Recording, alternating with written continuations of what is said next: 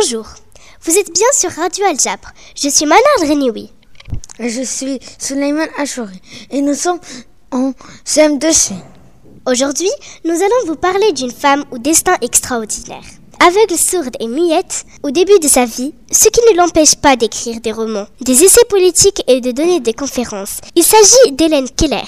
Fille de Kate Adam et d'Arthur, Hélène Keller née le 27 juin 1880 en Alabama. À 24 mois, elle eut une congestion cérébrale qui la rend sourde et aveugle et la coupe brutalement du monde. La fillette communique très mal avec ses parents et proches. En 1886, la mère d'Hélène l'emmène vers un médecin spécialiste qui le renvoie vers Alexandre Graham Bell, qui travaille avec des enfants sourds. À son tour, celui-ci les renvoie vers un institut pour les aveugles à Boston.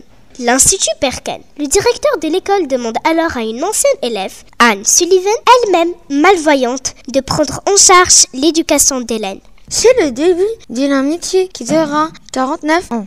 Anne arriva donc chez les Keller en mars 1887 et elle entreprend immédiatement d'apprendre à Hélène à communiquer en signant des mots dans sa main. Hélène apprend rapidement à communiquer grâce à la langue des signes. Puis, Anne lui enseigne le braille, qui lui permet de lire.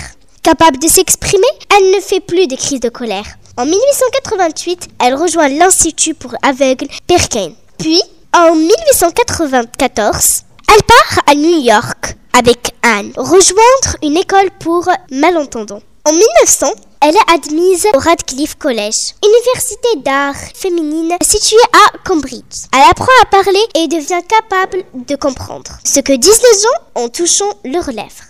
En 1904, à l'âge de 24 ans, Hélène Keller est diplômée de Radcliffe, devenant la première personne aveugle et sourde à obtenir une licence en lettres. En 1905, Anne se marie mais reste en compagnie d'Hélène Keller.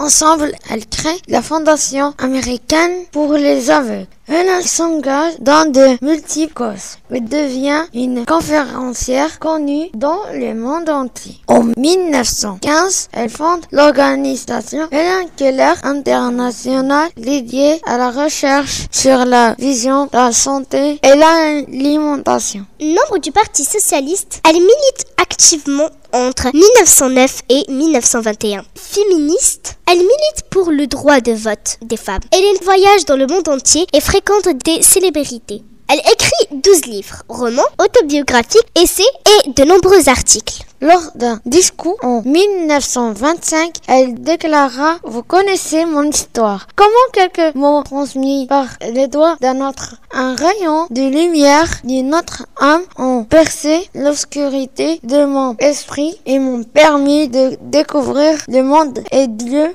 Grâce à mon institutrice qui a appris à me connaître pour me libérer de cette prison sombre et silencieuse dans laquelle j'étais murée, je suis désormais capable d'agir pour moi-même et pour les autres. Hélène Keller prouva au monde que les personnes sourdes pouvaient apprendre à communiquer et qu'elles étaient capables de faire des choses que les personnes entendantes pouvaient faire. Hélène Keller disparut le 1er juin 1968. Elle est l'une des personnes sourdes les plus connues de l'histoire et elle est un modèle pour beaucoup de sourds dans le monde. Voilà, c'est tout pour aujourd'hui. Merci, à la prochaine.